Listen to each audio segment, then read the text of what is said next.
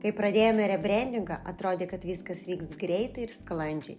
Po Cosmoprof parodos grįžome pilni energijos, nauja pradžia, jau greitai, bet tada prasidėjo problemos. Nauji buteliukai, kurie turėjo atkeliauti per 3 savaitės, keliavo 4 mėnesius. Jau galvojame, kad viskas prarasta, pinigai išleisti, reikia užsakinėti iš naujo. Bet vieną dieną bingo, kurjeris pagaliau jos pristatė. Ruduo atnešė dar vieną iššūkį – krizę.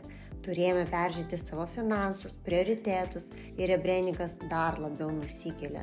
Galvojame, kad lipdukų perdarimas bus paprastas. Deja, keičiant pavadinimą prireikė naujų sertifikatų, o juodi lipdukai, jų gamyba pasirodė tikras galvos skausmas.